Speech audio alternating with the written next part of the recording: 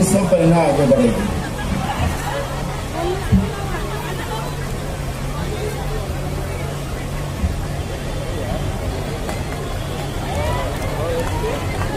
आपल्या सगळ्यांचं आणि स्त्री शक्तीची खरी ताकद जी होती ती सावित्रीबाई फुले त्या कर्मभूमीवर आणि जन्मभूमीवर आज महाराष्ट्रातल्या सांध्यापासून बांध्यापर्यंत महाराष्ट्रामध्ये आणि देशामध्ये ज्या ठिकाणी भाजपचं सरकार आहे त्या ठिकाणी लहान मुलींपासून तर आमच्या भगिनीपर्यंत सगळ्याकडे अत्याचारच अत्याचार आहे। आणि म्हणून या अत्याचारकांनी धम्मदीक्षा दिली। त्या भूमीवर आज महाराष्ट्रातल्या कानाकोपऱ्यातून आमच्या सगळ्या भगिनी या ठिकाणी आल्यात। त्यांना सुरुवातीलाच मी मनापासून तुमचं सगळ्यांचं स्वागत करतो आणि या कार्यक्रमाला आपल्याला जीव आणि आपल्या विदर्भातल्या भूमिपुत्र आदरणीय मुकुलजी वासनिक,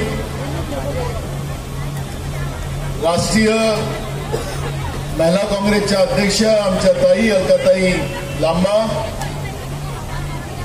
काँग्रेसचे ज्येष्ठ नेते माजी केंद्रीय मंत्री आदरणीय विलास मुत्तेमवार साहेब, या कार्यक्रमाला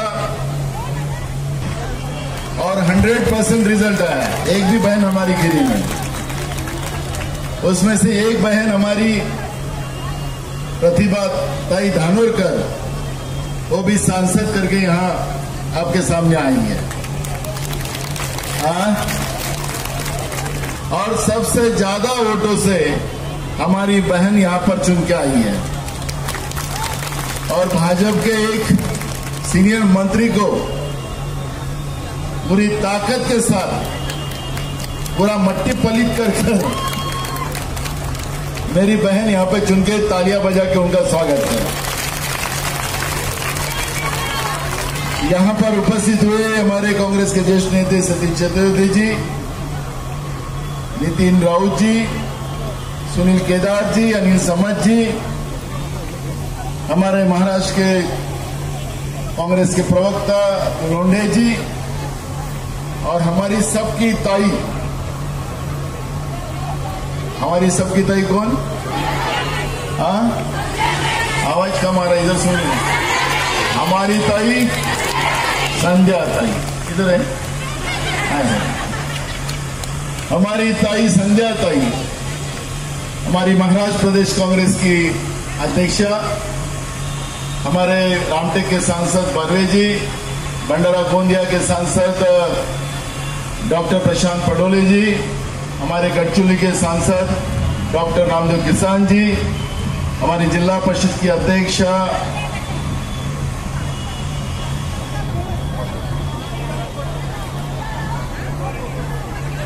मुक्ताताई कोकाटे, इस कार्यक्रम में उपस्थित हुए सभी नेतागण, हमारी महिला कांग्रेस की सभी पदाधिकारी और महाराष्ट्र से चांदा से बांदा से आई हुई हमारी सभी महिला कांग्रेस की सभी प्रतिनिधी। या ठाणे जिल्ह्यामध्ये हे प्रकार जास्त घडले। आता योगायोगानं ज्या काही महाराष्ट्रामध्ये घटना घडल्या, मला माहित आहे की संध्याताईंनी ही जागा का निवडली मला कळलं नाही। याच्यापेक्षा जास्त महिला बाग आहे, जिथं इथे एवढे तुम्ही आहेत ना त्याच्यापेक्षा जास्त महिला माग आहेत। पुढच्या शाळेमध्ये ही घटना घडली, ते प्रकरण दाबण्याचा प्रयत्न त्या शाळेच्या लोकांनी केला। सीसीटीव्ही फुटेज तिथून गायब केले 15 दिवसात आणि त्यांचा जो सरकारी वकील, ज्याला आमच्या एका ताईंनी पाडलं, वर्षाताईने, तो वकील जो आहे उज्ज्वल निकम, तो म्हणतो की जे काही इजा दिसते ती सायकलची आहे, अत्याचाराची नाही। म्हणजे जो भाजपचा सरकारी वकील जो भाडोत्री लावला तो या पद्धतीची भूमिका त्या ठिकाणी मांडतो। काल आपल्या राज्याचं दैवत छत्रपती शिवाजी महाराजांची जी प्रतिमा मालवणमध्ये पडली त्या प्रतिमेलाही तयार करणारा तो आपटेच होता. म्हणजे योगायोग किती आपल्याला सांगायचं म्हणून आपट्यांचं काय संबंध आहे तर त्याच्यावर नंतर येतो. तो मूर्ती बनवणाराही आपट्याच होता. त्याच्यामध्ये करप्शन झालं. आपल्याला मी मगाशी प्रेसला सांगत होतो, नरेंद्र मोदी आणि त्यांच्या पिलावड भाजपच्या निवडणुका पुढे आहेत म्हणून त्या पद्धतीचा घाईगर्दीने भव्य प्रतिमा त्या ठिकाणी बनवण्यात आली. जवळपास 8.5 कोटी रुपये त्याच्यावर खर्च करण्यात आला. म्हणजे जनतेचे पैशाची लूट त्याच्यामध्ये केली. पण जुन्या काळातही पेशव्यांनी छत्रपती शिवाजी महाराजांचा अपमान केला. जेव्हा शिवाजी महाराजांना राज्याभिषेक करायचं होतं त्यावेळेस याच लोकांनी शिवाजी महाराजांच्या राज्याभिषेकाचा विरोध केला आणि गागा भटाच्या पायाच्या अंगठानी त्यांचा राज तिलक करायला त्यावेळेस तयार झाले आणि त्यांच्या पायाच्या अंगठानी छत्रपती शिवाजी महाराजांचा त्यावेळेस राज्याभिषेक केला. तेच पेशवाई आज सत्तेत आहे का असं वाटतंय. महात्मा गांधीच्या खुनामध्ये सुद्धा कानडे असतील, आपटे असतील, त्याच्यातही आपटेच होते. म्हणजे आता ही जी काय शंकरा या ठिकाणी चाललेली आहे, ज्या ठिकाणी महिलांचा स्वाभिमान नाही.